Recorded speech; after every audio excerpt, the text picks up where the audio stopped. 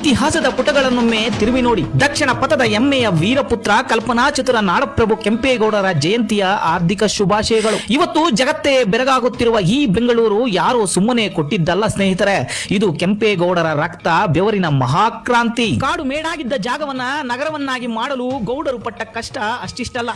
ಆ ಕೋಟೆಯ ಬಾಗಿಲು ನಿಲ್ಲದೆ ಹೋದಾಗ ಇಡೀ ನಗರದ ಕಲ್ಯಾಣಕ್ಕಾಗಿ, ಪ್ರಜೆಗಳ ರಕ್ಷಣೆಗಾಗಿ ಸ್ವತಃ ಕೆಂಪೇಗೌಡರ ಸೊಸೆ ಲಕ್ಷ್ಮೀ ದೇವಿ ತನ್ನ ಪ್ರಾಣವನ್ನೇ ಬಲಿಕೊಟ್ಟ ಮಹಾ ತ್ಯಾಗದ ಇತಿಹಾಸ ಬರೆದರು. ಆ ರಕ್ತದ ತರ್ಪಣದ ಮೇಲೆ ಎದ್ದು ನಿಂತಿದೆ ಈ ಪುಣ್ಯ ಭೂಮಿ. ಸ್ನೇಹಿತರೆ, ನೆನಪಿರಲಿ, ಕೆಂಪೇಗೌಡರನ್ನ ಕೇವಲ ಒಕ್ಕಲಿಗ ಸಮುದಾಯಕ್ಕೆ ಸೀಮಿತಗೊಳಿಸಬೇಡಿ. ಅವರು ನಮ್ಮೆಲ್ಲರಿಗಾಗಿ ನಾಡನ್ನ ಕಟ್ಟಿದರು. ಅವರು ನಮ್ಮೆಲ್ಲರ ಆಸ್ತಿ. ಸರ್ವ ಧರ್ಮಗಳಿಗೂ ಆಶ್ರಯ ನೀಡಿ ಅಂದೇ 50ಕ್ಕೂ ಹೆಚ್ಚು ಪೇಟೆಗಳನ್ನ ನಿರ್ಮಿಸಿ ಇವತ್ತು ಜಾತಿ ಮತ ಭೇದವಿಲ್ಲದೆ ಕೋಟ್ಯಾಂತರ ಜನರಿಗೆ ಆಶ್ರಯ ಕೊಟ್ಟ ಹೆಮ್ಮೆಯ ವಿಶ್ವನಾಯಕ ಅವರು. ಬನ್ನಿ ಸ್ನೇಹಿತರೆ, ಜಾತಿಯ ಬೇಲಿಗಳನ್ನ ಹೊಡೆದು ಹಾಕಿ ಆ ಮಹಾನ್ ಚೇತನ ದೂರದೃಷ್ಟಿಯನ್ನ ಸ್ಮರಿಸೋಣ.